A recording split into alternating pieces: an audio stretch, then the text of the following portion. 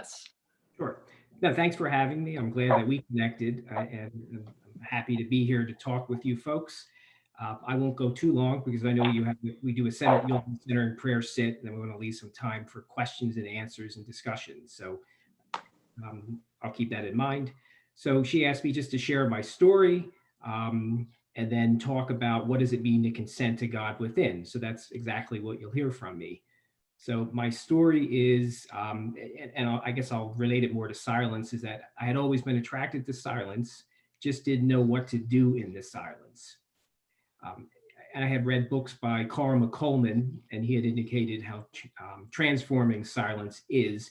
But when I read his books, he didn't really talk about what do you do in the silence. So I used to just sit and practice sitting for a minute or 2 minutes or 3 minutes in silence, and it was brutal. And I couldn't wait for the timer to end because it was really difficult. So that was my initial transition into silence. And this is not too long ago. It's probably in 2011, 2012. I knew silence was transforming. I just didn't know what to do in it. So I would just sit in silence. And it was hard, but I knew maybe it was going to be powerful. But then I came across, I was perusing Amazon in late 2013, and I came across a book by Amos Smith called Healing the Divide, Recovering Christianity's Mystic Roots. And in his book, he talked about two things that really jumped out at me. One, he talked about centering prayer, which I had never heard of.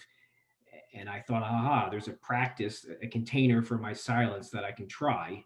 And then he talked about what he called the Jesus paradox, that Jesus was at once God and human. So both of those topics were really interesting to me. So I then went to his website, began emailing him questions, and to my surprise, he responded, and we began a back and forth dialogue. And to this day, we're now friends, but it all began perusing Amazon, finding Amos Smith's book, deciding to read it, finding centering prayer in the book, and then I began practicing centering prayer um, according to what Thomas Keating likes us to do, 2 sits a day, 20 minutes, as much as possible. I tried to do that. So off I went, jumped into the centering prayer swimming pool, and read books by Thomas Keating and Cynthia Bourgeault and David Furnett and Basil Pennington, and continued practicing centering prayer. Um, and even my children at the time, my one son was 8, and they would always see dad go down into the basement at night, and they wanted to know what is dad doing. So I would have Joshua follow me, and he wanted to learn how to do it. So we would do a 1 minute centering prayer sit. And that was kind of fun to do with my son. So I would create two, what I call bookends for the practice. We would light a candle together and then say a verse from the Contemplative Outreach app. And it was, I open my heart to your love. And then we would do a 1 minute sit together and then blow the candle out. Then my daughter, of course, she is, trying to remember how old she probably would have been couple years older, 13 or so. Well, if he's going down there with dad, I should come down with dad too. But she didn't want to do it with him, so I had to do two different sits. So then she came down, and I taught her centering prayer, and she would go 1 minute, and then we kind of worked our way up to 8, 9, 10 minutes. Where she didn't know, and I would tell her we're doing a 5 minute sit, but I would set the timer for 7 minutes, and she never knew that I was bumping up the time anyhow. So she would practice centering prayer with me too. So I just thought that was kind of neat that they wanted to know what I was doing. So I said, come follow me. Hmm. My wife didn't, she didn't have interest in centering prayer. So she didn't come follow any of us down into the basement, but that's okay. Um, so then from there, I continued working with Amos Smith, the gentleman that I had mentioned, and I began writing a meditation off of his website. And then while we were doing this, Amos was writing his second book, and he challenged me to write a book. At the time, I thought he was crazy. I had never written anything more than 5 or 6 pages in college. How am I going to write a book? So he told me, think about what does the Jesus paradox mean to you? What does centering prayer mean to you? So I went off and just jotted down some key points, came back to him 2, 3 weeks later, and then he said, congratulations, you have the chapters of your book, go write. but so I decided to pick one of the phrases and try to write a chapter of a book, not write a whole book, and then see what he thought. And to my surprise, he thought it was interesting. So I thought, okay, maybe I really can do this. So this was back in June of 2014. I thought, all right, maybe I really can write a book. So that's really how my book started. Was Amos simply challenging me to write a book. We had been doing a lot of back and forth dialogue, and he wanted to see what my perspective on all this would be. So off I went to write my book on Saturday mornings, usually in a Starbucks from 6 to 9 or 10 o'clock in the morning. This is all pre-COVID, and write the book so that when I came home, I could spend Saturday with the family. And then, so obviously, I continued my centering prayer practice. And then I created my own site called Silence Teaches. So I continued to have meditations off of his site, but then I created my own site 5 years ago called Silence Teaches and began just putting the same Monday meditation off that site. And then I kind of let that site evolve, and it turned into teaching other churches in the community, centering prayer. It turned into coaching people that wanted just one-on-one coaching with spiritual matters or centering prayer, whether learning it or going deeper in their practice. And I would put book reviews on there that I enjoyed, and I would interview other contemplatives. But I didn't have a podcast or anything like that. So I would simply give them 5 or 7 questions and they would shoot back their responses, and I would post it on my site and send it out to my subscribers. So the site grew. Um, so that's kind of a little bit about my story. It all started because I was cruising Amazon. I had no intention of doing any of this stuff. Zooming forward from late 2013 to 2020, never would I have imagined that I would be practicing centering prayer twice a day. Never would I have imagined that I would have a website. Never would I have imagined I would have had a published book, which just published in August. So this book is only about 3 months old. So none of this stuff would have happened, and I attribute it to centering prayer. Centering prayer really has changed me, and that's really what I'm doing right now, is just sharing my book with others, whether it's a study group or podcasts or anyone that wants to learn more about it, because centering prayer has been so life changing and healing and transforming to me. I simply want to share it with others in case it can help them. And it makes me, and I end my book this way, it makes me think about a Basil Pennington quote. And this is at the very end of my book. And the main reason I share centering prayer, he says it perfectly, is, if we experience in our own selves the need, the value, and the joy of being in touch with the contemplative dimension of our lives, then is it not incumbent upon us to seek to make this possible for others? Freely have you received, freely must you give. So that's why I like to get out and teach centering prayer. I don't force it on people because I recognize that it's not the practice for everybody. There's other practices out there that might be better for them if it doesn't work. But I like to share it with others in case it's something that can help them. And then as you think about centering prayer, we enter prayer not to pray, but to have God pray in us.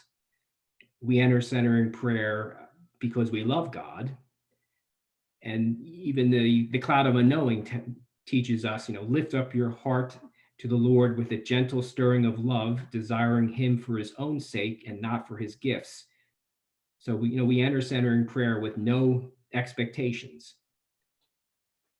So now I'll kind of quickly go through, what does it mean to consent to God within? It means we give God permission to act in us. And I think of it as a reverse prayer where God is praying in me. And how does God pray in me? I remove the barriers and let grace flow. And I remove the barriers during centering prayer with the use of a sacred word. So for those that practice centering prayer, we use the sacred word, to remove the barriers that are in the way between us and God so that we can let grace flow. And we use our sacred word whenever we engage our thoughts is when we use it. And then I always like to talk about the sacred word, that you want to use what fits for you. When I first started, I used a word, but then I realized that I'm more of a visual person. So I actually gravitated toward an interior image of a Jesus icon that I kept seeing on Richard Rohr on his meditations. I think there was a Jesus icon on one of them, and it just stuck. And I interiorly kind of see that whenever I begin engaging my thoughts during centering prayer. But I like to tell people, if you're an auditory person, use a short word. If you're a visual person, you use an interior picture. If you're more of a physical person, use your breath. And then in my daughter's case, she was afraid she'd fall asleep. So you can actually do a sacred glance where you keep your eyes open and look at a spot in front of you. And actually Amos Smith, who I mentioned earlier, he centers with his eyes open and stares at a spot. So he uses what you call a sacred glance. So use the method that really works best for you during centering prayer. Um, and if you think about it, we are, and this letting go we do during centering prayer isn't just during centering prayer. You also need to do it during our non-centering prayer times, and just really open up to life and open up to the present moment. You can let go of the things that you don't need at that time, and then open to the things that you do need to do. So I mentioned, that God is praying in us, which I strongly believe happens during centering prayer, and I can only share for me, because I think it's unique for each practitioner, what does God pray in me? These are things I've noticed, or other people have told me, and they're noticed during the non-centering prayer times. I've noticed wisdom for tasks, because I'm working from home, and I'll do a second sit in the middle of the day, and I'll come back to work, and I seem to have wisdom for tasks that maybe before the sit I didn't have any idea how I was going to accomplish.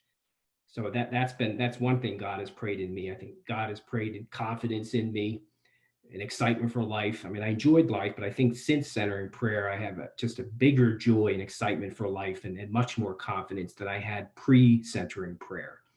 God has given me nudges to get out of my comfort zone.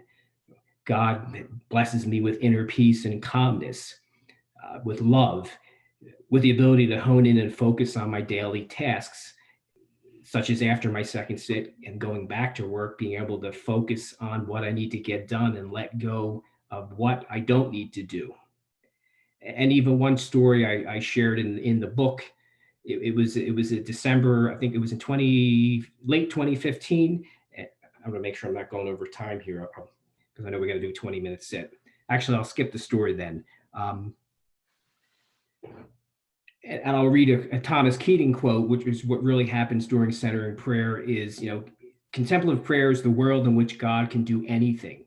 To move into that realm is the greatest adventure.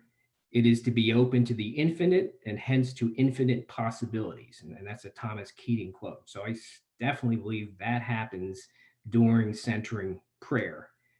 And my journey in life really has been a consent to God within. Since I started centering prayer, with my weekly meditations, with my website, with my coaching, with the teaching in the community, with the book I published, and with decisions I make in my own life with my wife and my family, consenting to the God within in my life. So that's a little bit about me. I wanted to make sure we did our sit and have time for Q&A. So I hope I didn't go too long, but that's a little bit about my journey, and a little bit about consenting to the God within. So why don't I read this was a post I wrote a couple years back. It's very short, but I thought it would be nice to read to move us into the silence. So I'll read it, and then I guess we'll go into this 20-minute sit. I sit in silence. I sit in silence to start my day.